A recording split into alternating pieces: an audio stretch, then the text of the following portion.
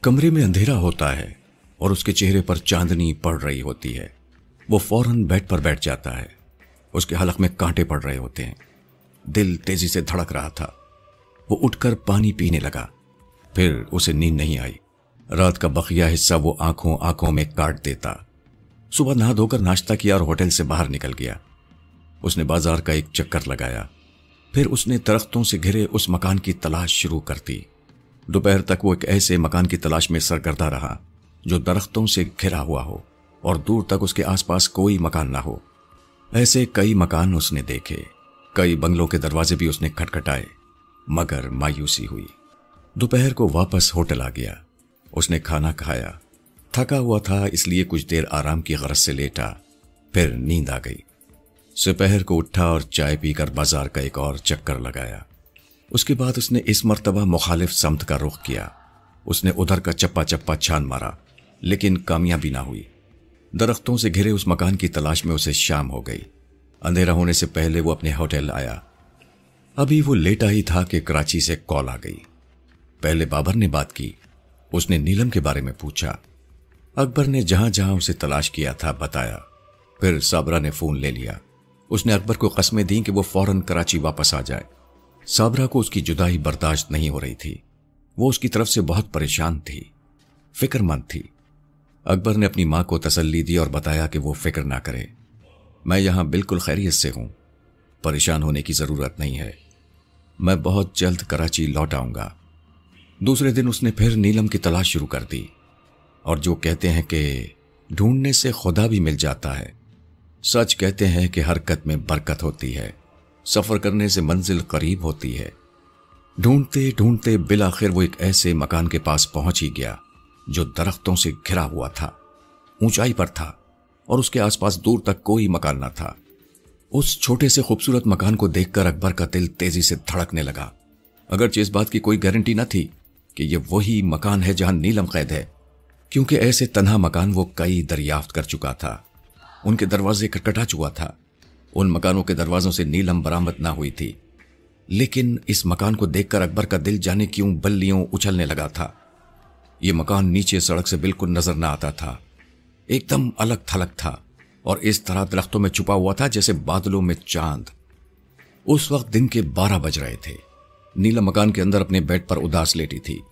سید پور کا جن اس وقت کمرے میں نہ تھا۔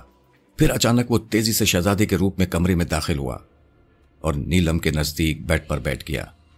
نیلم فوراً اٹھ کر بیٹھ گئی۔ اب کیا ہے؟ نیلم نے بیزاری سے کہا۔ وہ ابھی تھوڑی دیر پہلے ہی اس کمرے سے گیا تھا۔ وہ آ گیا ہے، سید پور کے جن نے اطلاع دی۔ کون؟ نیلم نے پوچھا۔ جسے تم ہر وقت یاد کرتی رہتی ہو، سید پور کے جن نے وضاحت کی۔ اکبر، میرا اکبر، نیلم نے خوش ہو کر کہا۔ وہ فوراً کھڑی ہو گئی اور بولی، کہاں ہے وہ؟ باہر کھڑا ہے، قرل نے بتایا۔ قرل، تمہیں میری قسم تم اسے کچھ نہیں کہو گے۔ نیلم نے سید پور کے جن کا ہاتھ پکڑ لیا۔ اگر تم چاہتی ہو کہ وہ زندہ سلامت چلا جائے تو اس سے کہو کہ وہ یہاں سے فوراً واپس چلا جائے۔ کیا میں اس سے مل سکتی ہوں؟ نیلم نے پوچھا، بلکہ التجا کی۔ ہاں مل سکتی ہو، لیکن آخری بار، آج کے بعد سے تم کبھی اکبر سے نہیں مل سکو گی، یہ یاد رکھنا۔ اچھا ٹھیک ہے، نیلم نے بڑی اداسی سے کہا اور دروازے کی طرف بڑھ گئی۔ ابھی دروازے کے نزدیک پہنچی ہی تھی کہ دستک کی آواز سنائی دی۔ نیلم نے دروازہ کھولے بغیر پوچھا، کون ہے؟ اکبر نے فوراً نیلم کی آواز پہچان لی۔ وہ بے قرار ہو کر بولا، میں ہوں اکبر۔ نیلم، دروازہ کھولو۔ تب نیلم نے دروازہ کھول دیا۔ دروازہ کیا کھلا، گویا مقدر کھل گیا۔ نیلم کو دیکھ کر اکبر کا دل دھڑکنا بھول گیا۔ وہ باہیں پھیلا کر نیلم کی طرف بڑھا۔ میری نیلم! نیلم اس کی باہوں میں جانے کا انجام جانتی تھی۔ وہ اسی طرح پیچھے ہٹی جیسے وہ اکبر نہ ہو، سید پور کا جن ہو۔ اکبر، تم یہاں کیوں آئے ہو؟ نیلم نے بڑی تشویش بھرے لہجے میں کہا۔ اکبر کی پھیلی ہوئی باہیں پھیلی رہ گئیں۔ اس کے ہونٹوں پر ہنسی پھیکی پڑ گئی۔ نیلم کے سخت رویے نے اس کے اندر ہی اندر بڑی تکلیف پہنچائی۔ اس کا خیال تھا کہ جیسے ہی نیلم اسے دیکھے گی، سب کچھ بھول کر اس کے قریب آ جائے گی۔ نیلم اسے دیکھ کر ایسا ضرور کرتی، لیکن وہ سید پور کے جن سے اچھی طرح واقف تھی۔ وہ نہیں چاہتی تھی کہ اکبر کو کسی قسم کا نقصان پہنچ جائے۔ उसे ये बात अच्छी तरह मालूम थी कि अकबर सैयदपुर के जिन की कैद से उसे आजाद नहीं करा सकेगा। वो उसकी मोहब्बत में यहां तक आ गया था। इतना ही बहुत था। नीलम अपनी मोहब्बत को किसी कीमत पर नुकसान पहुंचने नहीं देना चाहती थी, इसलिए वो उसके साथ बेरुखी से पेश आई थी, उससे सर्द रवैया रखा था। नीलम, मैं तुम्हें लेने आया हूं, आओ मेरे साथ चलो। देखो नीलम, मैं तुम्हें नहीं भूला हूं।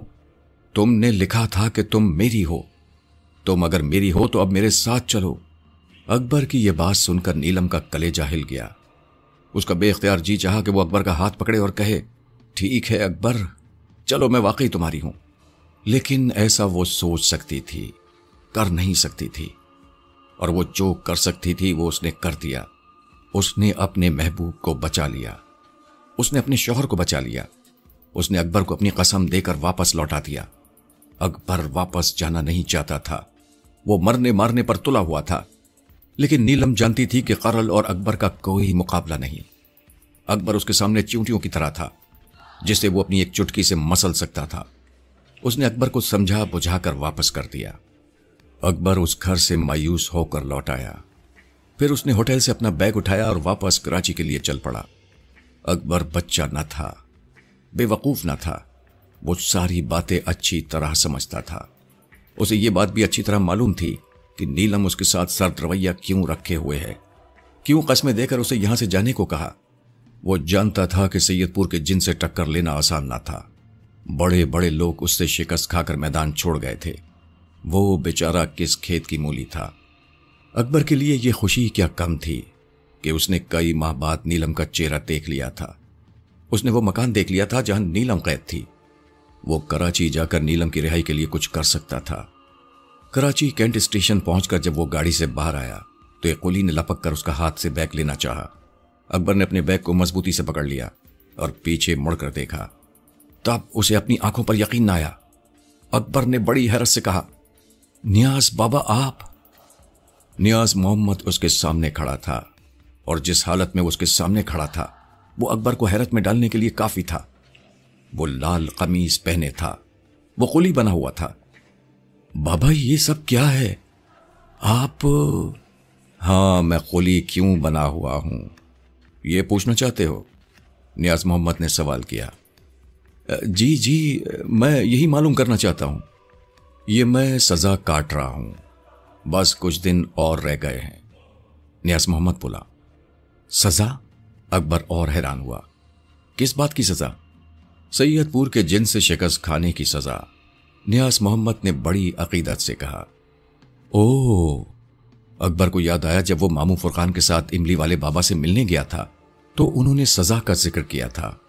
उस वक्त वो लोग खौफ के मारे नियाज मोहम्मद के बारे में कोई सवाल नहीं कर सके थे। मामू फुरकान का तो जी चाहा भी था कि वो इमली वाले बाबा से पूछें कि नियाज मोहम्मद को आपने क्या सजा दी, लेकिन फिर उन्होंने मुदाखलत बेजा समझकर सवाल ना किया। ये किस किस्म की सजा है? अकबर नियाज मोहम्मद से सवाल कर सकता था। उसने सवाल किया। जब मैं शिकस्त खाकर अपने मुर्शिद के पास पहुंचा तो वो जलाल में आ गए। उन्होंने मुझसे मेरी कुव्वत परवास छीन ली और हुक्म दिया कि जा मुसाफिरों के सामान उठा। बस तभी से मैं कुली बना हुआ हूं। मैं सामान उठाने के पैसे भी नहीं ले सकता, लिहाजा सामान मैं उठाता हूं और पैसे एक बूढ़े कुली को दिलवा देता हूं। यह कमीज भी उसी की है। बाबा मैं क्या करूं? अकबर ने बड़े मायूस लहजे में कहा। क्यों, क्या हुआ? आओ कहीं बैठकर बात करते हैं। नियाज मोहम्मद फिक्रमंद हो गया।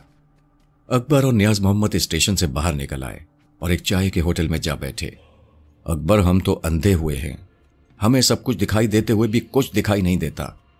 असल में अंदर की आंख का कुछ और ही मजा है। एक बार खुलकर बंद हो जाए तो उस अजियत का तुम अंदाजा नहीं कर सकते। अब तुम खुद ही बताओ कि कहां से आ रहे हो। मैं तुम्हारे बारे में कुछ नहीं जान सकता। मरी से, अकबर ने फौरन बताया। घूमने गए थे? नियाज मोहम्मद ने सवाल किया। नहीं बाबा, वो सैयदपुर का जिन नीलम को यहां से ले उड़ा है, वो आजकल मरी में है। ये कहकर अकबर ने सारी दास्तान तफसील से नियाज मोहम्मद को सुना दी। नियाज मोहम्मद ने सारी दास्तान सुनकर एक ठंडा सांस लिया। मुझे नहीं मालूम था कि वो इस कदर खबीस है। मुझे अगर मालूम होता कि इस कदर चालाक और इस कदर जलील जिन है तो उसे जरा भी मौका ना देता, जलाकर राख कर देता। पर बाबा अब क्या होगा, अकबर ने उदास लहजे में कहा। आपसे मुलाकात होने के बाद उम्मीद बंध गई थी कि उस कमीने से निजात मिल जाएगी, लेकिन मुकाबला हारने के बाद आप ऐसे गायब हुए कि आज नजर आए हैं। फिर इमली वाले बाबा से तवक्को थी कि वो जरूर कुछ करेंगे, लेकिन उन्होंने गफूर दादा की तरफ भेज दिया और खुद गायब हो गए। अब तो बेचारे गफूर दादा भी ना रहे। मामू फुरकान के बस का मामला नहीं। अब मैं करूं तो क्या करूं, जाऊं तो कहां जाऊं। इस सरजमीन पर कोई ऐसा इंसान नहीं जो उस खबीस जिन को काबू में करके मेरी नीलम मुझे दिलवा दे। हां, है क्यों नहीं ऐसा इंसान, नियाज मोहम्मद ने बड़े यकीन से कहा। कहां है वो? तुम तो अच्छी तरह जानते हो उन्हें। नाम बताएं, अकबर ने बेकरारी से पूछा। मेरे मुर्शिद इमली वाले बाबा। वो हैं कहां? इमली के नीचे तो बंदर बैठे हैं और वो खुद गायब हैं। मुझे अपने मुर्शिद का पैगाम मिला है। अब सारी बात मेरी समझ में आ गई है। पैगाम? क्या पैगाम? अकबर ने पूछा। एक तो मेरी सजा से मुताल्लिक है, मेरी सजा जल्द खत्म होने वाली है। और दूसरा? अकबर ने सवाल किया। दूसरा तुमसे मुताल्लिक है, नियाज मोहम्मद ने बताया। वो क्या? अकबर ने पूछा। इमली वाले बाबा खुद तुम्हारे घर पहुंचेंगे। उनका चिल्ला मुकम्मल होने वाला है और यह चिल्ला उन्होंने सिर्फ सैयदपुर के जिन के लिए काटा है। बस अकबर, अब तुम खुश हो जाओ, तुम्हारी जिंदगी में बहार आने वाली है। ये नियाज मोहम्मद भी अजीब आदमी है, अकबर ने सोचा। पहली मर्तबा वो उसे क्लिफ्टन पर मिला था, उस वक्त अकबर पर शदीद मायूसी तारी थी और वो दीवार पर बैठा रो रहा था कि नियाज मोहम्मद ने आकर उसके दिल में खुशी की जोत जगा दी थी। और आज भी ऐसा ही हुआ था। वो मरीज से शदीद मायूसी के आलम में लौटा था कि प्लेटफॉर्म पर नियाज मोहम्मद मिल गया था और फिर उसे मुसरत की खबर दे रहा था। उसके दिल से मायूसी के बादल हटा रहा था। वो अंधेरे में जुगनू बनकर चमका था। नियाज मोहम्मद उसके लिए खुशबख्ती की अलामत बन गया था। जाओ, अब तुम घर जाओ और हमारा इंतजार करो, नियाज मोहम्मद ने कहा। क्या इमली वाले बाबा के साथ आप भी आएंगे? अकबर ने पूछा। अगर मुर्शद ने मेरी कुव्वत परवाज बहाल कर दी और मुझे मेरी आंखें लौटा दी तो फिर मैं जरूर उनके साथ आऊंगा। अल्लाह करे ऐसा ही हो जैसा आप चाहते हैं। अच्छा, अब मैं चलता हूं। यह कहकर अकबर खड़ा हो गया। जब वो अपने घर पहुंचा तो उसके चेहरे पर शादाबी थी, और क्यों ना होती।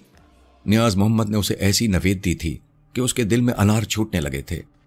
एक मर्तबा फिर ख्वाबों की दुनिया में चला गया था। वो नीलम को अपने नजदीक तर देख रहा था। सबा जैसे चलती है, कलियां जैसे चटक रही हैं, फूल महक रहे हैं। उसकी आंखों में रंगीन ख्वाब बसे हुए थे। कभी कभी वो चौंक जाता था, डर जाता था, सहम जाता था। उसने नीलम के सिलसिले में इतने फरेब खाए थे, इतनी अजियतें उठाई थी। वो ये सोचकर दहल जाता कि वो फिर से कहीं फरेब न खा रहा हो, लेकिन इस मर्तबा कोई फरेब ना था। शायद सच्ची खुशियां उसे मिलने वाली थी। उसने अपने घर वालों और मामू फुरकान को मरी का हाल सुना दिया था और स्टेशन पर कुली की सूरत में मिलने वाले नियाज मोहम्मद से मुलाकात का जिक्र भी कर दिया था। उस जिक्र पर सबका दिल खुश होने को चाहा, मगर जाने क्यों हर शख्स ने खुशी का इजहार करने से एतराज किया। इसलिए कि खुशियां उन्हें रास नहीं आती थीं। काम बनते बनते बिगड़ जाता था। आने वाले वक्त के बारे में कोई कुछ नहीं कह सकता था, जाने क्या हो। इसलिए क़ब्ल इस वक्त खुश होने से उन लोगों ने परहेज किया। अलबत्ता अच्छे दिन की आने की दुआ जरूर मांगी। नियाज मोहम्मद ने इमली वाले बाबा के बारे में कोई हतमी खबर नहीं दी थी कि वो कब आएंगे। शायद ये बात उसे खुद भी मालूम नहीं थी। वो बेचारा तो मातूब था। इमली वाले बाबा का इतना पैगाम ही मिल गया था, ये उसके लिए बहुत था। नियाज मोहम्मद ने इमली वाले बाबा के बारे में अकबर को बता दिया था कि वो घर पहुंचेंगे। ये पैगाम उसकी जिंदगी में जान डाल देने के लिए काफी था। इसलिए पैगाम लाने वाले से नियाज मोहम्मद ने सवाल किया और ना अकबर ने नियाज मोहम्मद से।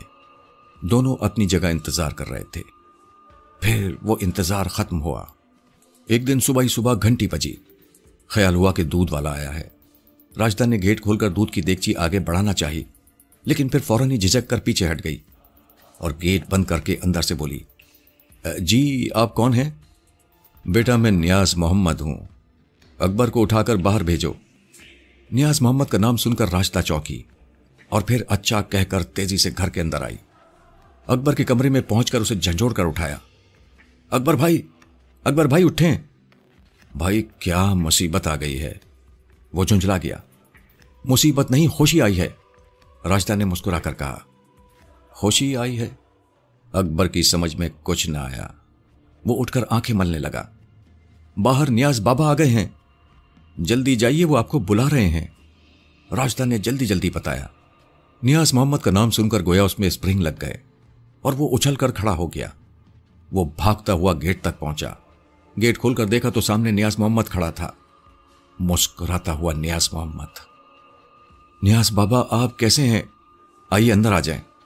अकबर ने उसके लिए रास्ता छोड़ा। नियाज मोहम्मद छोटे गेट से अंदर आ गया। अंदर आया तो उसे सैयदपुर के जिन से अपना मुकाबला याद आ गया। एक लम्हे में कई रंग उसके चेहरे पर आकर गुजर गए। सजा खत्म हो गई और मेरा कल्ब भी मुझे वापस मिल गया। नियाज मोहम्मद ने अपनी जबान में बात की। इमली वाले बाबा कहाँ हैं? वो नहीं आए? अकबर को तशवीश हुई। वो आने वाले हैं, उन्होंने पहले मुझे भेज दिया ताकि झाड़ झनकार को साफ कर दूं। लेकिन यहां तो कोई झाड़ झनकार नहीं है, साफ सुथरा लॉन है। यह बात तुम्हारी समझ में नहीं आएगी। नियाज मोहम्मद ने चारों तरफ नजरें घुमाई, फिर वो लॉन में दाखिल हो गया और लॉन के बीचों बीच उस जगह जाकर बैठ गया जहां उसने सैयदपुर के जिन का मुकाबला करते हुए हिसार खींचा था। फिर वो उस जगह जूते उतार कर बैठ गया। उसका मुंह शुमाल की तरफ था। मेरे लिए क्या हुक्म है? अकबर ने पूछा। बस तुम घर में जाकर आराम करो। नियाज मोहम्मद ने उसे मुस्कुरा कर देखा। आप नाश्ता वगैरह नहीं करेंगे? नहीं अकबर, मैं मुर्शिद के आने से पहले अपना काम मुकम्मल कर लेना चाहता हूं। वो इस घर में 3 दिन तक रहेंगे। उन 3 दिनों में नीलम किसी भी वक्त आजाद होकर आ जाएगी, या यूं समझ लो कि वो खबीस नीलम को यहां लाने पर मजबूर होगा। क्या आपने इमली वाले बाबा को बता दिया कि इस वक्त नीलम कहां है? मुझे उन्हें कुछ बताने की क्या जरूरत है भला? वो बीना आदमी है, उनकी नजर दूर तक देखती है। वो चाहें तो सैयारों पर भी नजर डाल सकते हैं। खैर, तो मैं तुम्हें यह बता रहा था कि नीलम के घर में आने के बाद तुम लोगों को यह घर खाली करना पड़ेगा। यहां बस मैं और मुर्शिद रहेंगे। देखो, एक बात और तुम्हें समझा दूं, जब मुर्शिद यहां आ जाए तो उनसे सवालात मत करना। ये बात अपने घर वालों को भी बता देना। उन्हें कुछ मालूम करना होगा तो वो खुद सवाल करेंगे। सवाल करना उन्हें पसंद नहीं है। वो खामोश तबाह आदमी है, इसीलिए दुनिया से छुपे बैठे हैं। अब तुम घर में जाओ और मुझे अपना काम करने दो। नियाज बाबा, क्या मैं गेट खोल दूं? वो किस लिए? नियाज मोहम्मद ने पूछा। इमली वाले बाबा आएंगे तो उन्हें घंटी बजाना पड़ेगी, फिर गेट खोलने तक उन्हें इंतजार की जहमत उठाना पड़ेगी। अकबर बोला। मेरे मुर्शिद ने कभी इंतजार नहीं किया, नियाज मोहम्मद ने बेनियाजी से कहा, और बंद दरवाजे उनके सामने कोई हकीकत नहीं रखते। वैसे तुम चाहो तो गेट खोल दो। अकबर ने घर का पूरा गेट खोल दिया और घर में दाखिल होकर घर का दरवाजा बंद कर लिया। घर का दरवाजा बंद होते ही नियाज मोहम्मद उठा। फिर वो कुछ पढ़ता हुआ 7 कदम आगे चला, फिर रुक गया। आसमान की तरफ मुंह करके उसने एक फूंक मारी। कुछ तवक्कुफ किया और फिर कुछ पढ़ता हुआ दाएं जानिब चला। 7 कदम चलने के बाद रुका, आसमान की तरफ मुंह उठाकर फूंक मारी। चंद लम्हे रुके बगैर उसने दाएं जानिब 7 कदम चलाए। इस तरह वो एक मुरब्बा शक्ल बनाता हुआ वहां पहुंच गया जहां से चला था। ड्राइंग रूम की खिड़की से लॉन साफ नजर आता था। अकबर ने जब भी झांक कर देखा, नियाज मोहम्मद उसे चलता हुआ, पढ़ता हुआ, फूंक मारता हुआ नजर आया। अकबर ने नियाज मोहम्मद के आते ही मामू फुरकान को फौरन फोन कर दिया। वो भी बस पहुंचने ही वाले थे। नियाज मोहम्मद के यहां पहुंचने के ठीक 1 घंटे बाद मामू फुरकान आ गए और वो अपने घर वालों को बता कर आए थे कि अब वो 3-4 दिन तक अकबर के घर पर ही रहेंगे। मामू फुरकान खुले गेट में दाखिल हुए तो उन्होंने दूर ही से नियाज मोहम्मद को अमल करते देख लिया था, लिहाजा वो उसकी तरफ न गए, सीधे घर की तरफ गए। घर में लोगों की अजीब हालत थी। साबरा खास तौर से परेशान थी। वो जिन की सताई हुई थी, लिहाजा अब वो बहुत डरने लगी थी। मामू फुरकान का चेहरा देखकर घर वालों की कुछ ढारस बंधी। मामू फुरकान ने पहले अकबर को अलहदा ले जाकर उससे बात की। उसने नियाज मोहम्मद से जो गुफ्तगू हुई थी वो दोहरा दी। तब मामू फुरकान ने घर वालों को तसल्ली दी और कहा, بھائی اس طرح پریشان ہو کر میز کے گرد بیٹھنا ٹھیک نہیں ہے، یہ ایک لمبا عمل ہے، 2-3 دن میں کچھ ظاہر ہوگا، تم لوگ اپنے اپنے کام میں مصروف ہو جاؤ۔ یہ بات ذہن میں لاؤ ہی مت کہ باہر کچھ ہو رہا ہے۔ ٹھیک دن کے 12 بجے املی والے بابا نے اس گھر کے دروازے پر قدم رکھا۔ وہ ایک کالے رنگ کی چادر اپنے جسم پر لپیٹے ہوئے تھے، ان کے دونوں بازو ننگے تھے، بڑی بڑی لال آنکھیں، ہاتھ میں کوئی 1.5 فٹ لمبا اور 2 انچ موٹا کالا سا ڈنڈا تھا۔ املی والے بابا نے گیٹ میں داخل ہوتے ہی لان کی طرف رخ کیا۔ وہ کسی روبوٹ کی طرح مشینی انداز میں چل رہے تھے۔ نیاز محمد کے قریب پہنچ کر انہوں نے وہ کالا ڈنڈا اسے دے دیا اور کچھ بولے۔ یہ ڈنڈا لے کر نیاز محمد نے زمین پر نشان بنانا شروع کیا۔ گھاس پر ایک 7 قدم کا مربع ابھر آیا، پھر اس مربع کے درمیان نیاز محمد نے ایک چھوٹا دائرہ بنایا اور پھر مربع سے نکل کر کھڑا ہو گیا۔ املی والے بابا لکڑی کی کھڑاویں پہنے ہوئے تھے، وہ انہوں نے نشان زدہ علاقے سے باہر ہی چھوڑ دی اور چھوٹے دائرے پر براجمان ہو گئے۔ وہ آلتی پالتی مار کر بیٹھے اور انہوں نے دونوں ہاتھ گھٹنوں پر رکھ لیے۔ نیاز محمد نشان زدہ علاقے سے باہر املی والے بابا کی کھڑاویں اپنی گود میں لے کر بیٹھ گیا۔ مامو فرقان اور اکبر وقفے وقفے سے کھڑکی سے باہر کا نظارہ کرتے رہے تھے۔ انہیں نیاز محمد مصروف عمل دکھائی دیتا تھا۔ ابھی تک املی والے بابا کا ظہور نہ ہوا تھا۔ 12 بجے کے بعد جو اکبر نے کھڑکی کا پردہ کھسکایا تو اسے دیکھ کر یہ خوشی ہوئی کہ املی والے بابا نہ صرف آ گئے ہیں بلکہ انہوں نے آسن بھی جما لیا ہے اور کچھ پڑھنے میں مصروف ہیں۔ اکبر نے جلدی سے مامو فرقان کو بتایا، وہ آ گئے ہیں۔ ارے کب؟ مامو فرقان ڈرائنگ روم کی طرف لپکے۔ پھر باری باری سب نے املی والے بابا کا نظارہ کیا۔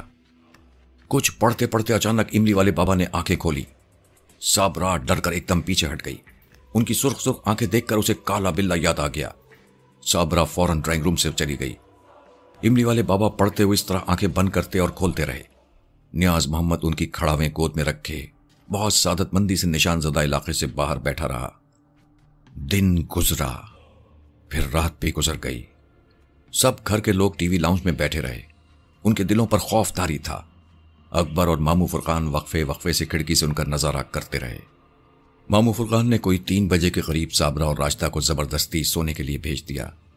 4 بجے تک بابر بیٹھا رہا، پھر اسے بھی مامو فرقان نے آرام کرنے کے لیے کہا۔ اکبر اور مامو فرقان ساری رات نہ سوئے۔ املی والے بابا دن کے 12 بجے جس آسن میں بیٹھے تھے، سارا دن اور ساری رات وہ اسی طرح بیٹھے رہے۔ انہوں نے کچھ کھانے کو مانگا نہ پینے کو۔ البتہ نیاز محمد نے صرف دوپہر کا کھانا کھایا، رات کا کھانا اس نے بھی نہ کھایا۔ دوسرے دن 12 بجے پورے 24 گھنٹے کے بعد املی والے بابا نے چائے طلب کی، اور وہ بھی بغیر دودھ اور شکر کی۔ نیاز محمد نے اکبر کو گھر سے بلا کر چائے کا کہا اور پھر بولا، جس کپ میں مرشد کو چائے دینی ہے پہلے وہ خالی کپ مجھے دکھا دو۔ اکبر نے صابرہ سے کہہ کر گھر میں جو سب سے قیمتی کپ تھا وہ منگوایا، اسے اچھی طرح دھلوایا اور نیاز محمد کے سامنے پیش کر دیا۔ نیاز محمد نے خالی کپ پر کچھ پڑھ کر پھونکا اور پھر اکبر کو اسے واپس کر دیا۔ تھوڑی دیر بعد اکبر نے اس کپ میں بغیر دودھ اور چینی کی چائے نیاز محمد کے حوالے کر دی۔ چائے پینے کے لیے املی والے بابا نے اپنا مخصوص انداز نشست تبدیل کیا۔ گھونٹ گھونٹ کر کے انہوں نے چائے پی۔ چائے پینے کے بعد پھر انہوں نے اپنا آسن جمایا اور تیزی سے کچھ پڑھنے لگے۔ پھر وہ عصر تک کچھ پڑھتے رہے۔ نیاز محمد حسب معمول ان کی کھڑاوے عقیدت سے گود میں لیے بیٹھا رہا۔ اچانک املی والے بابا نے اپنی آنکھیں کھول دی۔ انہوں نے گھور کر نیاز محمد کو دیکھا اور بولے، جا گیٹ کھول، وہ آ گئی ہے۔ یہ سن کر نیاز محمد تیزی سے گیٹ کی طرف بھاگا۔ مامو فرقان اور اکبر نے اسے گیٹ کی طرف بھاگتے دیکھا تو وہ گھر سے نکل آئے۔ نیاز محمد نے جلدی سے گیٹ کھولا۔ نیلم گیٹ پر کھڑی تھی۔ اس کی عجیب حالت تھی، وہ چھپکلی کی طرح ایک دم زرد ہو رہی تھی، جیسے اس کے بدن کا سارا خون کسی نے نچوڑ لیا ہو۔ اس کے سر پر ایک جگ ٹھنڈا پانی ڈالو، املی والے بابا نے وہیں بیٹھے بیٹھے حکم دیا۔ یہ سن کر اکبر فوراً گھر کے اندر گیا اور ایک جگ ٹھنڈا پانی لے آیا۔ وہ جگ اس نے مامو فرقان کے حوالے کر دیا اور خود گھر کی دہلیز پر کھڑا رہا۔ مامو فرقان نے اس مرتبہ بہت سختی سے تنبیہ کر دی تھی کہ نیلم کو دیکھ کر وہ اپنے حواسوں میں رہے گا۔ وہ اس وقت تک اس کے نزدیک نہیں جائے گا جب تک اسے اجازت نہ مل جائے۔ نیلم کو گیٹ پر دیکھ کر اکبر کا رواں رواں خوشی سے جھوم اٹھا تھا۔ اس کا جی مچل رہا تھا۔ وہ بھاگ کر نیلم کے نزدیک جانا چاہتا تھا، لیکن اسے مامو فرقان کی تنبیہ یاد آ گئی۔ मामू फुरकान जल्दी से ठंडे पानी का जग लेकर गेट की तरफ पड़े। नीलम गेट के अंदर आ चुकी थी और नियाज मोहम्मद गेट बंद कर चुका था। रुक जाओ, इमली वाले बाबा ने जोर से कहा। उनका हुक्म सुनकर मामू फुरकान अपनी जगह जम गए। नीलम का बढ़ता कदम भी रुक गया। नियाज मोहम्मद भी खड़ा हो गया। किसी को नहीं मालूम था कि इमली वाले बाबा ने किसको रुकने के लिए कहा है। नीलम, तुम अपनी जगह से हिलोगी नहीं, इमली वाले बाबा ने हुक्म दिया। और फुरकान, तुम इसके सर पर पानी डालो। मामू फुरकान जल्दी से आगे बढ़े। उन्होंने पथराई हुई नीलम के सर पर ठंडे पानी का जग खाली कर दिया। पानी पड़ते ही उसके सर से छन छन की आवाज आई, जैसे जलते तवे पर पानी गिरे। पानी उसके सर से बहता हुआ जिस्म पर गया। जिस्म पर पानी पहुंचते एकदम उसके जिस्म से धुआं सा उठा और नीलम तेवरा कर जमीन पर गिर पड़ी। मामू फुरकान उसके नजदीक ही थे। उन्होंने फौरन ही उसे संभाल लिया, वरना नीलम अगर बराह रास्त जमीन पर गिरती तो उसका सर फट जाता। इसे इधर ले आओ, इमली वाले बाबा ने हुक्म दिया। तब मामू फुरकान और नियाज मोहम्मद ने मिलकर नीलम को उठाया और इमली वाले बाबा के सामने लिटा दिया। वो बेहोश हो चुकी थी। इमली वाले बाबा ने उसकी पेशानी पर अपना हाथ रखा और मामू फुरकान से मुखातिब होकर बोले, एक बाल्टी खौलता हुआ पानी दरकार है। अभी लाया, ये कहकर मामू फुरकान घर के अंदर भागे। उन्होंने दोनों चूल्हों पर पानी गर्म करने के लिए रख दिया। गर्मी थी, थोड़ी देर में पानी उबलने लगा। मामू फुरकान ने सारा पानी एक प्लास्टिक की बाल्टी में डाला और घर से बाहर आ गए। इमली वाले बाबा नीलम की पेशानी पर हाथ रखे कुछ पढ़ने में मशगूल थे। नीलम की आंखें बिल्कुल बंद थीं। मामू फुरकान ने खौलते पानी की बाल्टी इमली वाले बाबा के नजदीक रख दी। तब उन्होंने डोंगे भर भर कर नीलम के जिस्म पर पानी डालना शुरू किया। गर्म पानी का पड़ना था कि नीलम बिलबिला गई। उसका जिस्म बिन जल मछली की तरह तड़पने लगा। पानी के हर डोंगे पर उसका जिस्म बुरी तरह तड़प रहा था, लेकिन उसकी आंखें बदस्तूर बंद थीं और चेहरे पर शदीद कर्ब के आसार थे। इमली वाले बाबा ने उसके पूरे जिस्म पर पानी डाला। जिस्म का कोई हिस्सा ना छोड़ा। उसका जिस्म तड़पता रहा, मगर उसकी उन्होंने परवाह ना की। जबकि मामू फुरकान उस तड़पते जिस्म को देख ना सके, उन्होंने मुंह फेर लिया। सबसे ज्यादा बुरी हालत तो अकबर की थी। वो ड्राइंग रूम की खिड़की से नीलम को देख रहा था। उसके तड़पते जिस्म को देखकर अकबर के दिल पर छुरी सी चल रही थी। यूं लगता था जैसे किसी ने उसका दिल मुट्ठी में ले लिया हो और उसे सख्ती से भींच रहा हो। तभी किसी ने पीछे से उसके कंधे पर हाथ रखा। उसने मुड़कर देखा तो बाबर था। वो उसे अंदर ले गया और ड्राइंग रूम की खिड़की का पर्दा बंद कर दिया।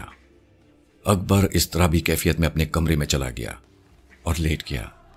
थोड़ी देर बाद मामू फुरकान कमरे में आए और बोले, चलो, तुम्हें इमली वाले बाबा बुला रहे हैं। मुझे?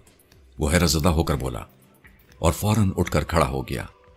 जब अकबर मामू फुरकान के साथ घर से बाहर आया और उसने लॉन पर नजर डाली तो नीलम को सर झुकाए इमली वाले बाबा के सामने बैठे पाया और उसके गिर्द बर्फ सी पड़ी थी। ये वो पानी था जो उसके जिस्म से बहकर जम गया था।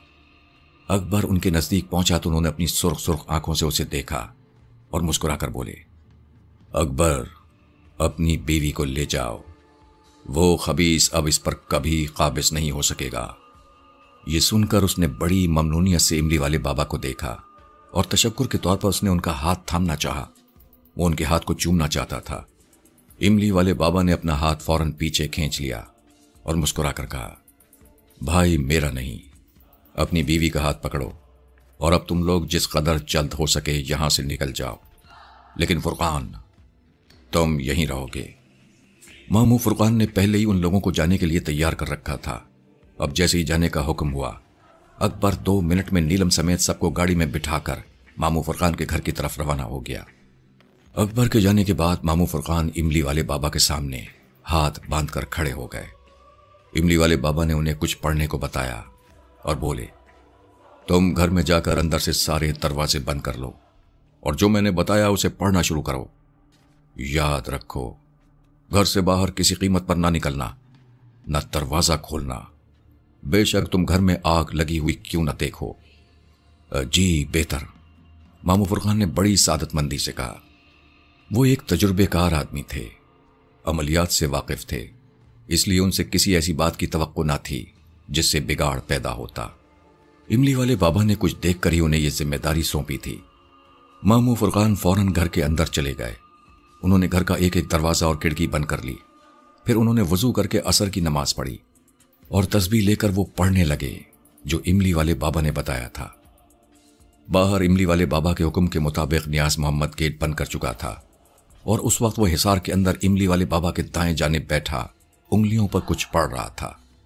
इमली वाले बाबा आलती पालती मारे घुटनों पर हाथ रखे निहायत इत्मीनान और पुरसुकून अंदाज में आंखें बंद किए बैठे थे। उनकी अंदर की आंखें खुली हुई थीं और उन आंखों से वो जहां तक चाहे देख सकते थे। चंद लम्हों के बाद उनके चेहरे पर जो इत्मीनान था वो गायब हो गया। उसकी जगह सख्ती ने ले ली। उनके होंठों से मुस्कुराहट गायब हो गई। वो मुस्तैद होकर बैठ गए। तभी घर का गेट एक धमाके से खुला और 2 सफेद घोड़ों वाली बग्घी ही गेट में दाखिल हुई। बग्घी अंदर आकर रुक गई। इमली वाले बाबा ने अपनी जलाली आंखें खोल दी और घूर कर बग्घी की तरफ देखा। बग्घी से बड़ी शान से सैयदपुर का जिन बरामद हुआ। वो उस वक्त शहजादे के रूप में था। वो बग्घी से उतरकर 2 कदम आगे चला और फिर कमर पर हाथ रखकर खड़ा हो गया। उसने इमली वाले बाबा को मुस्कुरा कर देखा। बहरूपिया आ गया। इमली वाले बाबा ने उसे तिरछी नजरों से देखा। नीलम कहां है? सैयदपुर के जिन ने सवाल किया। उसके लहजे में बड़ा तहक्कुम था। नीलम जिसकी थी उसके हवाले कर दी गई। तुम उसे भूल जाओ। नीलम मेरी है। मैं उसे भूल नहीं सकता। ये ठीक है कि तुमने अपनी ताकत का मुजाहरा करके उसे यहां खींच बुलाया है, लेकिन इसका यह मतलब नहीं है कि बहरूपिये तू अपने असल रूप में तो आ। इमली वाले बाबा ने उसे अपनी बात पूरी न करने दी। फिर क्या होगा? तेरा गुरूर पाश पाश होगा। ये होगा। तूने बहुत तबाही फैलाई है, बहुत लोगों को नुकसान पहुंचाया है। बस अब ये खेल खत्म हुआ। मैं जानता था कि तू आएगा जरूर। अब तू आ गया है तो याद रख, वापस ना जा सकेगा। ये सुनकर सैयदपुर के जिन ने कहकहा लगाया और बोला, बाबा तू मेरा क्या कर लेगा? मैं जहां बैठा हूं उसके नीचे तुझे दफन करके जाऊंगा। यह भी तो हो सकता है तू जहां बैठा है वो तेरी अपनी कब्र बन जाए। तू मुझे जानता नहीं है, वरना ऐसी बात कभी ना कहता। वाकिफ तो खैर तू भी मुझसे नहीं है, तो अब वाकिफ करा दे। इमली वाले बाबा ने जरा सख्त लहजे में कहा। ये तेरे बराबर तेरा सिपाही बैठा है, इससे पूछ। सैयदपुर के जिन ने हंसकर कहा, यह बताएगा तुझे मैं क्या हूं। तू जो है मेरे सामने है। मैंने नीलम को तेरे चुंगल से निकाल लिया है। अब तेरी बारी है। तेरी मौत तुझे यहां खींच लाई है। अच्छा तो फिर संभल। ये कहकर सैयदपुर के जिन ने दोनों बाजू फैलाए। इमली वाले बाबा तो 2 दिन से संभले बैठे थे। इससे पहले वो 40 दिन का एक पुरअसर वजीफा पढ़ चुके थे। फिर उनकी मदद को नियाज मोहम्मद मौजूद था। मामू फुरकान भी इस मार्के में हिस्सा ले रहे थे और वो कील कांटों से लेस कला बंद बैठे थे। गरज इमली वाले बाबा की दिफाई लाइन बहुत मजबूत थी। जब सैयदपुर के जिन ने उन्हें संभलने को कहा तो वो सिर्फ जेरे लब मुस्कुराए और उन्होंने अपनी नजरें सैयदपुर के जिन पर गाड़ दी। सैयदपुर के जिन ने दोनों बाजू फैलाकर अपने हाथ ऊपर कर लिए और फिर वो अपने दोनों हाथों को जमीन की तरफ झुकाता चला गया। और जैसे ही उसने अपने दोनों हाथों से पांव छुए तो उसके जिस्म से एक शोला बरामद हुआ। शोला बरामद होते ही उसका बहरूप खत्म हो गया। वो शहजादे से काला बिल्ला बन गया, अपने रूप में आ गया। बिल्ला बनते ही पीछे खड़ी 2 घोड़ों वाली बग्घी एक लम्हे में गायब हो गई और खुला हुआ गेट खुद ब खुद बंद हो गया। सैयदपुर के जिन के जिस्म से जो शोला बरामद हुआ था और वो जिस चीज से मस हो रहा था उसमें आग भड़क उठती थी। सरसब्ज पौधे और हरी हरी घास इस तरह जल रही थी जैसे सूखा हुआ भूस। घास से भरे लॉन में आग तेजी से फैल रही थी। ऐसे फैल रही थी जैसे लॉन में पेट्रोल बहाया जा रहा हो। फिर देखते ही देखते उस शोले ने घर की दरो दीवार में आग लगा दी। खिड़कियां और दरवाजे सूखी लकड़ी की तरह जलने लगे और पूरा घर शोलों की लपेट में था। शोले आसमान से बातें कर रहे थे। धुआं बादल बन गया था। मामू फुरकान घर के दरो दीवार जलते देख रहे थे, लेकिन उनके चेहरे पर कोई घबराहट ना थी। वो जाए नमाज पर बैठे बड़े आराम से इमली वाले बाबा का बताया हुआ वजीफा पढ़ रहे थे। उस आग ने घर के तमाम पौधों को अपनी लपेट में ले रखा था, लेकिन इमली वाले बाबा जिस हिसार में बैठे थे आग उस हिसार की हद से आगे नहीं बढ़ रही थी। इमली वाले बाबा ने बहुत तेजी से कुछ पढ़ना शुरू कर दिया था। उन्हें गुस्सा आ गया था। अब उनके अंदर भी आग भड़क उठी थी। उनके अंदर जो आग भड़की थी वो मसनूई न थी। फिर वो पढ़ते पढ़ते खड़े हो गए। अपनी लाल आंखों से शोलों में देखा। उसे तलाश करने में इमली वाले बाबा को ज्यादा देर न लगी। वो शोलों में खड़ा बड़े आराम से बैठा अपने पांव चाट रहा था। इमली वाले बाबा को खड़ा होते देखकर वो चौकन्ना हो गया। उसने अपने दोनों कान खड़े किए और इमली वाले बाबा की आंखों में आंखें डाल दी। बस आंखों में आंखें डालना गजब हो गया। इमली वाले बाबा इसी लम्हे के मुंतजिर थे। उनकी आंखों में बिजलियां सी कौंधी और वो काले बिल्ले की आंखों में जज्ब हो गई। काला बिल्ला तिवरा कर पीछे गिरा और जमीन पर लौटने लगा। उसकी दोनों आंखों से खून जारी हो गया था। देखते ही देखते सैयदपुर की जिनकी लगाई हुई आग सर पड़ गई। वो जिस तेजी से लगी थी उसी तेजी से बुझ गई थी। घर के किसी चीज को नुकसान ना पहुंचा। दरो दीवार वैसे के वैसे थे। जो पौधे जल गए थे वो भी सरसब्ज और शादाब नजर आ रहे थे। लेकिन काले बिल्ले की बुरी हालत थी। उसकी आंखों से खून जारी था और वो जमीन पर पड़ा तड़प रहा था। उसने रहम तलब निगाहों से इमली वाले बाबा की तरफ देखा और उनके दिमाग में बोला, बाबा मुझे मुआफ कर दो। ये बिजलियां मेरे जिस्म से निकाल लो। ये मुझे झुलसाए दे रही हैं। मैं कभी इधर पलट कर नहीं आऊंगा। नीलम को भूल जाऊंगा। इस घर को भूल जाऊंगा। सैयदपुर के जिन अब कुछ नहीं हो सकता। मुआफिया मांगने का वक्त गुजर गया। अब इन बिजलियों पर मेरा इख्तियार नहीं रहा। ये अपना काम खत्म करके ही दम लेंगी। बाबा मुझ पर रहम करो, मैं तबाह हो जाऊंगा। तुम तो बड़ी शान से बग्घी में सवार होकर यहां आए थे, शहजादे बने हुए थे। अब दोबारा शहजादा बनकर दिखाओ तो जानो। बाबा जी मैं तबाह हो रहा हूं, मुझे बचा लो। वो गिड़गिड़ाने लगा। तुम तो बड़े जबरदस्त जिन हो। अब तुम अपनी ताकत का मुजाहरा क्यों नहीं करते? इमली वाले बाबा ने गुस्से से पूछा। बाबा जी मैं हार गया। मैं आपके पांव पकड़कर मुआफी मांग लूंगा। मेरे पांव तक पहुंचे तो तुम्हें ठोकर के सिवा कुछ नहीं मिलेगा। सैयदपुर का जिन काले बिल्ले के रूप में रोता तड़पता रहा, माफिया मांगता रहा और गिड़गिड़ाता रहा। लेकिन इमली वाले बाबा पत्थर बने अपनी जगह खड़े रहे। वो जानते थे कि उन्होंने किसी पर जुल्म नहीं किया है। उन्होंने एक जालिम से उसके जुल्म का हिसाब लिया है। कुछ देर के बाद जुल्म मिट गया। जुल्म का कुलिया ही यह है कि वो बढ़ता है और मिट जाता है। फिर इमली वाले बाबा ने नियाज मोहम्मद को हिसार से निकलने का इशारा किया। उसने दरवाजा खटखटाया। मामू फुरकान को बाहर बुलाया। मामू फुरकान बाहर आए तो उन्होंने नियाज मोहम्मद से पूछा, क्या हुआ? वो मेरे मुर्शिद से टक्कर लेने चला था। उनका एक वार न सह सका। बड़ा आया था शहजादा बनकर। खुद को बड़ा जबरदस्त जिन कहता था। मुर्शिद के आगे एक लम्हा न ठहर सका।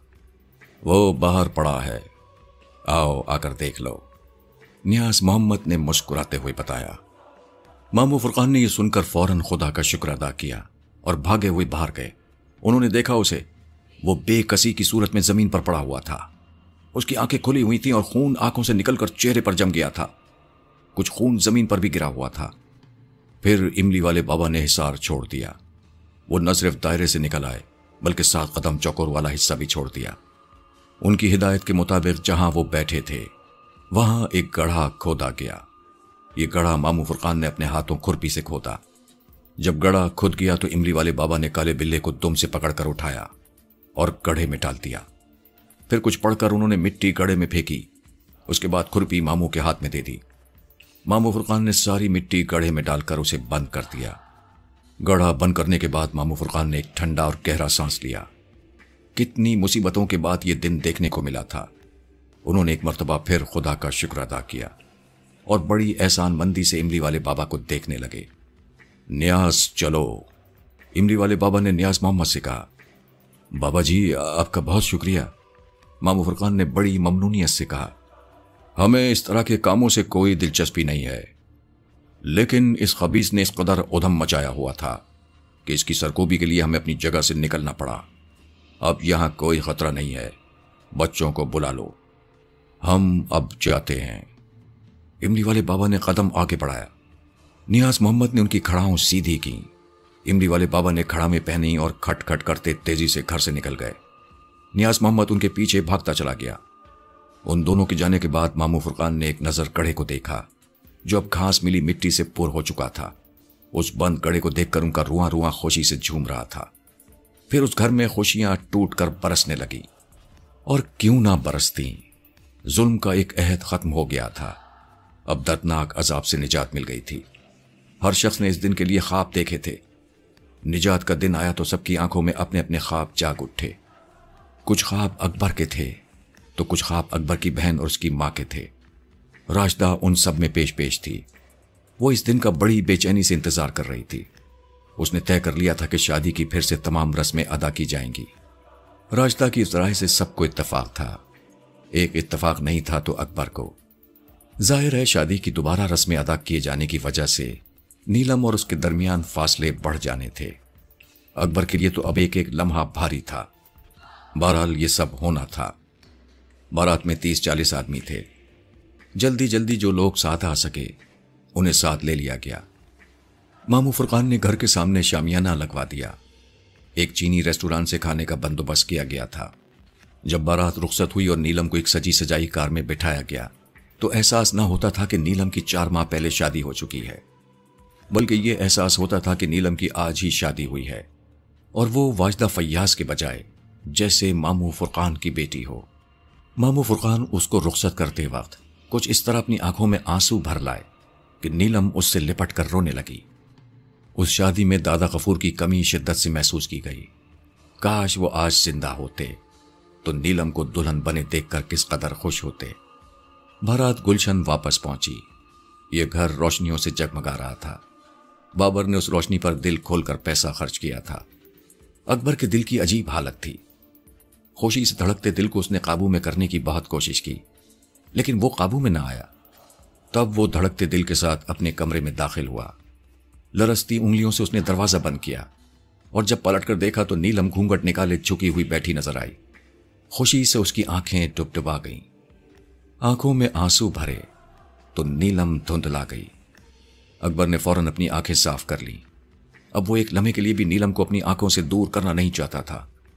अकबर, तुम किस कदर अजीम हो। नीलम बेतहाशा रो रही थी। तुमने मेरे लिए किस कदर दुख उठाए। नहीं नीलम, ऐसा न कहो। दुख मैंने नहीं, तुमने उठाए हैं। अकबर ने उसकी आंखों से आंसू साफ करते हुए कहा।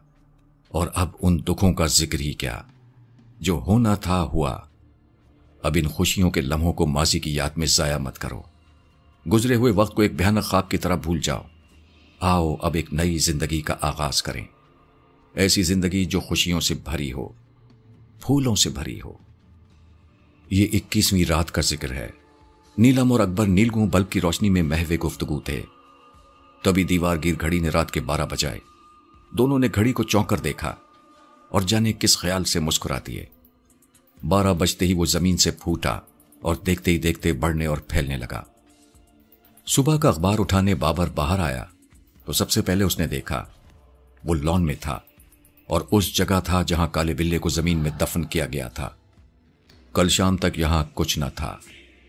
कल वो लोग बहुत देर तक बाहर बैठे रहे थे। ये बस रात ही रात में उभरा था। बाबर की समझ में ये बात ना आई कि वो एक रात में इतना बड़ा कैसे हो गया। उसने सोई हुई साबरा को उठाया और बगैर कुछ बताए उसका हाथ पकड़कर घर से बाहर लॉन में ले आया। वो हैरान और परेशान उसके साथ खामोशी से चली आई। ये क्या है? ये कैसे हो सकता है? ये वो सवाल था जो उसे देखकर फौरन जहन में आता था। फिर ये बात घर के किसी मकीन से छुपी ना रह सकी। आखिर नीलम और अकबर को भी इत्तला पहुंची। वो दोनों साथ साथ बाहर आए। अरे यहां किसने लगाया? नीलम ने उसे देखकर हैरत से कहा। किसी ने नहीं लगाया, ये खुद ब खुद उगा है, साबरा ने उसे बताया। अभी ये लोग दूर ही से नजारा कर रहे थे। फिर अकबर आगे बढ़ा। नीलम उसके साथ थी। वो 1-2 फीट ऊंचा पौधा था। उसके पत्ते जर्द और लंबे थे। नीचे से ऊपर बस एक तना सा था। सबसे ऊपर एक फूल खिला हुआ था। वो एक गोल सा फूल था, काला मगर सुर्खी माइल। उस फूल में 2 बड़े सुर्ख धब्बे थे और फूल के ऊपर 2 कान से निकले हुए थे। फूल को करीब से देखकर एकदम एहसास होता था कि उस फूल की शक्ल किसी बिल्ले के चेहरे से मिलती जुलती है। सिर्फ यही इंकिशाफ नहीं हुआ, बल्कि एक और हैरत में डालने वाली बात यह भी मालूम हुई। सूरजमुखी के बारे में कहा जाता है کہ وہ سورج کے ساتھ ساتھ اپنا رخ تبدیل کرتا رہتا ہے، لیکن یہ پھول جو بلے کی شکل کا تھا نیلم کو دیکھ کر اپنا رخ تبدیل کر رہا تھا۔ نیلم جدھر جاتی یہ پھول اس کی طرف اپنا منہ پھیر لیتا۔ پہلے تو اکبر نے اسے محض واہمہ سمجھا، لیکن اپنے وہم کی تصدیق کرنے کے لیے اکبر نے نیلم کو اس پودے کا طواف کرنے کو کہا تو اس کا وہم یقین میں بدل گیا۔ نیلم جیسے جیسے گھوم رہی تھی ویسے ویسے وہ پھول اپنا رخ تبدیل کر رہا تھا۔ یہ دیکھ کر نیلم سہم گئی۔ وہ خوف زدہ ہو کر چند قدم پیچھے ہٹی اور پھر بھاگتی ہوئی گھر میں چلی گئی۔ اب اس بلے نما پھول کا چہرہ دروازے کی طرف ہو گیا تھا۔ یوں محسوس ہو رہا تھا جیسے کوئی ٹک ٹکی باندھے دروازے کو تک رہا ہو۔ اس پھول میں بنے ہوئے برابر برابر لال لال دھبے اب صرف آنکھیں معلوم ہو رہی تھیں۔ نیلم کے اندر چلے جانے کے بعد اکبر نے راشدہ سے کہا کہ وہ اس پودے کے گرد چکر لگائے۔ راشدہ نے ڈرتے ڈرتے اس پودے کا طواف کیا، لیکن وہ بلے نما پھول ٹس سے مس نہ ہوا۔ اب اس بات کا 100% یقین ہو چکا تھا کہ اس نیلم مکھی پھول کا رخ محض نیلم کو دیکھ کر تبدیل ہوتا تھا۔ یہ بات شروع میں تو نیلم اور گھر کے دوسرے افراد کے لیے الجھن کا باعث بنی۔ نیلم سہمی سہمی سی رہی۔ اس نے پودے کے سامنے آنے سے حتی الامکان اعتراض کیا، لیکن پھر وہ آہستہ آہستہ اس کی عادی ہوتی گئی۔ 2 سال گزرنے کے بعد یہ پودا ایک عام سا پودا بن گیا۔ سب لوگ اس کے عادی ہو گئے۔ ان 2 سالوں میں اس پودے میں کوئی تبدیلی نہ آئی۔ وہ پہلے دن جیسا رہا، نہ اس کا قد بڑھا اور نہ پھول پتوں میں اضافہ ہوا۔ وہی ایک پھول، اور اس پھول میں 2 سرخ بڑے بڑے دھبے، جیسے وہ دھبے نہ ہوں، کسی کی آنکھیں ہوں، عاشق کی آنکھیں، دید کو ترستے نین۔ وہ مر گیا تھا، لیکن مر کر بھی وہ شاید مرا نہیں تھا۔ وہ اس پودے کے روپ میں زندہ تھا اور نیلم مکھی ہو گیا تھا۔ آج بھی جب لوگ اس گھر میں آتے ہیں تو نیلم مکھی کا یہ پودا ان کے لیے حیرت کا باعث بن جاتا ہے۔ یہ گھر جو کبھی اس جن کے حکم پر خالی کیا گیا تھا، اب خالی گھر نہیں رہا۔ اب یہ خوشیوں بھرا گھر ہے۔ یہاں خوشیاں ٹوٹ کر برستی ہیں۔ ظلم کا عذابناک دور کب کا ختم ہو چکا ہے۔